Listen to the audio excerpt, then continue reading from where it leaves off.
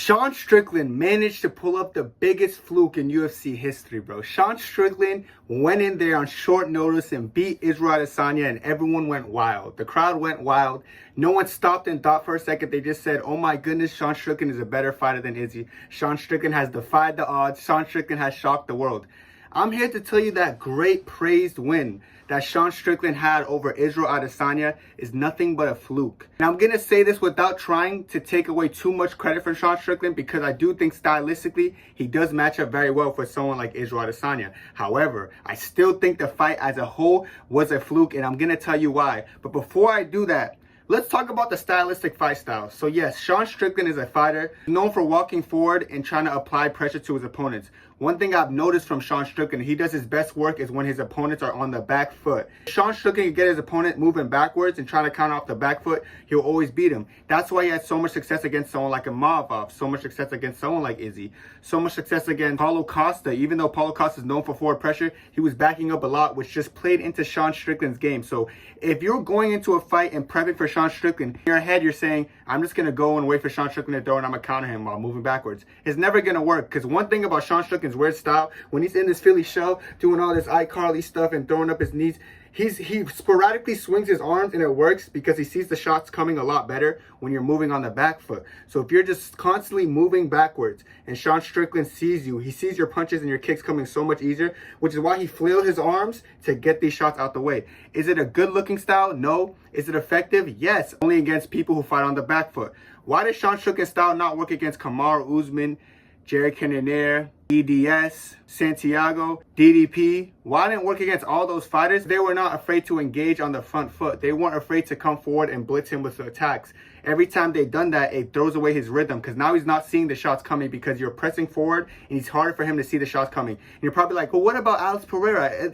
Alex Pereira was circling a lot and he still caught Sean Strickland. I'm glad you brought that up, and let me counter before you even put it in the comments. The thing about Alex Pereira, what he does so well, he does circle a lot and it looks like he's moving backwards, but he's circling. But what he's actually doing that people don't understand is every time he goes for a counter, he steps into the counter, which is something Sean Strickland doesn't like. When you go anything forward pressure, Sean Strickland hates. So the fact that Alex Pereira was smart enough to step forward into that left hook that he threw, that's why he got the finish. Looking back at the Israel Adesanya fight, he wasn't stepping forward. If you look at the Israel Adesanya fight, he was throwing stuff off the back foot. He'll be leaning backwards and throwing a kick, or leaning backwards and then throwing a punch. He's not stepping into his punches, which is why Sean Strickland has an easier time countering that. Now that I just countered that argument, let's talk about how Izzy fights. We know how Izzy fights. Izzy likes to move backwards. Izzy does some of his best work against someone like Robert Whittaker, who has an irresponsible blitz by leaning backwards and countering. You're probably like, wait, didn't Izzy lean backwards and destroy Robert Whittaker? Yes, he did. He leaned backwards, he got his punches off, and the reason that works so well is because Robert Whittaker blitzes very hard when he throws his attacks, so he puts all his body momentum forward. Sean Strickland doesn't blitz. Yes, he's constantly on the front foot, but he's very intelligent in his defense. Robert Whittaker, in contrast, isn't very intelligent in his defense, because when he's going forward, he goes forward to land punches, not to defend. When Sean Strickland's going forward, he's going forward with constantly defending at the same time, which is why Israel's style of leaning back and countering is able to work against someone like Robert Whittaker, because it's two different styles. Unfortunately, Izzy thought that style would work against Sean Strickland, and it didn't. Now that we know that stylistically that Sean Strickland does his best work there, let's talk about the fight and the poor game plan. Israel Adesanya was prepping for someone named Dricus Du Plessis, who finds nothing like Sean Strickland. So it was a short notice. Israel had to change his whole game plan. And when they fought, Izzy was making the mistake of going backwards and doing on the front foot. Another big mistake that Izzy made, which just shows that he wasn't ready for a style like Sean Strickland because it was on short notice, was the shell up that he was doing against the cage that ended up getting him dropped by Sean Strickland in the first round. A lot of people are probably like, why was Izzy doing that? Because it worked against Alex Pereira, but the only difference between Alex Pereira, the guy he fought last, and Sean Strickland is that Alex Pereira throws a lot of looping hooks.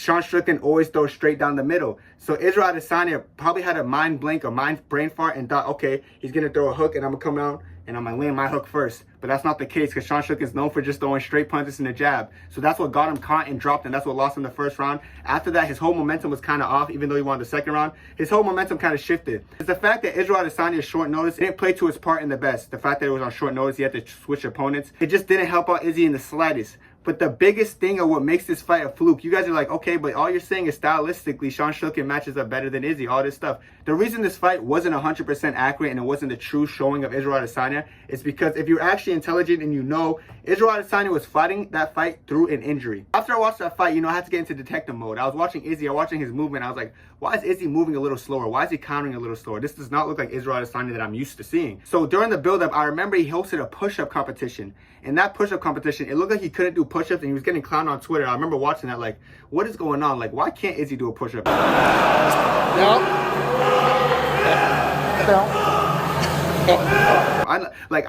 I'm not a huge guy, you know what I'm saying? I lift a little bit, but I could definitely do a push-up, and Izzy's a lot bigger than me. We're the same height, but he's a lot bigger than me. Why can I do a push-up so much better, but he can't? I was looking at his back specifically. The way his back was framed, it looked like he was in some kind of pain. In my head, I remember that. I was like, wait, he looked like he was in pain. He posted a video on YouTube months after the fight to show how he's recovering and how he's trying to get back in the gym. And in that video, he accidentally talked about how his back was hurting and his back is still in pain. I didn't want to do it because on my back I was like, nah, don't be a bitch. So I had to David Goggins myself. And then to make matters worse, there was an interview that he mentioned me in the interview. Yes, he did mention me. He talked about me. And he talked about one of my tweets that I put out that he said didn't gain enough traction for people to know. He admitted that he was hurt in the Sean Strickland fight. It was weird. What was weird? Okay, so they did the open workout, right? The week of the fight. Yeah. But you saw I brought these kids up on stage, and then at one point I tried to do a push-up. And some people noticed on Twitter, they mentioned something, but it never really got traction. But again, for me, I just wasn't... Well, you didn't feel the... No, I wasn't really healthy at the time. But again, Strickland and his crew, great game plan. They knew what they had to do, and they got it done. And I couldn't execute properly. And it took me out of my game. So yes, Izzy, you know what I'm saying? I know, bro. I know this stuff. I know you were talking about my tweet, and I understand this. Because guess what? I see these stuff. So not only stylistically do they match up very awkwardly, but it's also the fact that he wasn't at 100% and he was hurt going into that fight. So Sean Strickland beat a labored, a beaten down, and the worst version of Izzy, and he celebrated. And after that fight, everyone's like, oh my God, Sean Strickland's the truth. He's the truth. He's gonna go and he's gonna destroy DDP now. That's what the narrative was. Everyone saw Sean Strickland beat Izzy, so they thought he was the truth now. They thought he was the next big thing. But what they didn't know is that it was just a fluke win. So that's why going into DDP fight, a lot of people, including myself, by the way, thought Sean Strickland was gonna get the win. But when the fight actually happened, Sean Strickland kind of got exposed. We thought he was gonna walk him down. We thought he was gonna outwork him. We thought as longer the fight goes, the more DDP is gonna fade and Sean Strickland's gonna just be way better than him. That wasn't the case. And we know why that wasn't the case, because stylistically, Sean Strickland can't beat a lot of people in the division. Because DDP's not gonna be on the back foot backing up. He's not gonna do that. That's Sean Strickland's game plan. And DDP was intelligent enough and wasn't on short notice, so he knew how to prepare accordingly for Sean Strickland. So I understand that Sean Strickland was getting all this praise from beating Izzy, and everyone thought that was Izzy at his best, and that was Izzy right after Alex Pereira knockout. So it must have been the best version of Izzy. But they didn't know Izzy wasn't even healthy in that fight. They don't know Izzy wasn't at his best. So that's why they look at that win and they praise it so much. And that's why every time you hear people talk about the best boxers, best this, best that, they're going to try to mention Sean Strickland or try to sneak Sean Strickland into the mix. But what they don't actually understand is Izzy was not at his best. And in the rematch, when they get the rematch, because I do believe Izzy is going to run through and spank DDP. After he spanks DDP, he's going to fight Strickland. And guess what? He's not going to be hurt because he took the time off after that fight. He took the time off accordingly after the fight to recover. And he's going to be at his best. You're going to see the difference between Israel Adesanya at his best and Israel Adesanya when he's not on short notice to when he's healthy, full camp, and he's going to embarrass Sean Strickland. Israel Adesanya has a 100% win rate in rematches in the UFC. Sean Strickland's going to be no different. So Sean Strickland, I'm not trying to take anything away from him as a fighter. He's a pretty tough fighter who can beat the specific types of fighters, but he's very overrated from a win that was looking like a fluke to me. Alright guys, that's going to be it for me. Let me know what y'all think down below. I know I gave you all a lot to work with, but I know the comments, bro. I know how you Strickland fans be getting. Y'all going to be heated in the comments. Y'all going to be upset. But let me know what y'all think down below. Let me know if y'all think I actually cooked. Just got to listen to the points, listen to the opinions, and let me know what y'all think. That's it for me, though. God bless y'all. Have a good day. 2, 3.